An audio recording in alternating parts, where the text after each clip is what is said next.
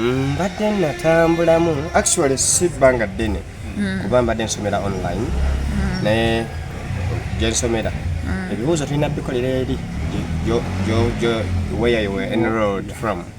so nabadde ngenza okukola ebibuuzo naye ate yo simazeyo myezi mingi mazeyo ebbanga ttono naye nga okusinga badde ndiko mu bukusi nga nyagala kwongeramuuko. Obadde mu nsi ki era ng'osoma biki? Badde Sweden nyongedde kuba already mbadde nina journalism nenyongerako filming kubanga okusoma okuyiga tekuggwaayo era ebintu bingi bye mbadde nkola nze ng'abantu ba comedians bakabira pakati nti byetaagisa. For example ndowooza nze comedian yeke yakasooka okukola erinnya online nga abalala bonna bazze luvannyuma naye nze abantu bamanyira ku simu zaabwe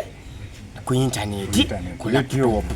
nga siina TV wendi kati ebyo byonna already nayina ku knowledge ne manya nti osobola no breaking through somewhere here. Ba comedians bavaayo nga bagamba ba TikTok bamazeeko emirimu. Ensonga eyo ogyogerako kinti bateekayo busikitsi ate obutali na professional kwegamba ne baddugaza omulimu gwammwe. Okuguddugaza it's not that necessarily but TikTok nabo naddala senga babeera azannya ebinyumira abantu ng'oggyeko abatagoberera mulamwa mu buzito bwa comedy ne batandika ogamba ba comedians bawemula nenga set comedian ugambye musajja to TikTok so tusooke tumanye enjawulo ya TikTok ne comedian wamala okumanya enjawulo eyo abantu bali mu baleke basanyusa abantu baabo okujjako kyenyinza ba advising baganda bange ne banyinaze tukoma omutindo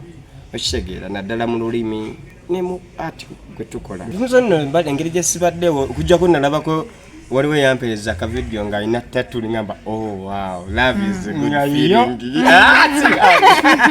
naye simanyi omuntu buli omu life is too short take it the way you are nyumirwa muko mwana wa mama sugar wange nyumirwa eyo onomaliriza ekyokukomawo kimanyi tompanda bigambo naye kiyinza okugamba kimu sugar tayagala bamulimba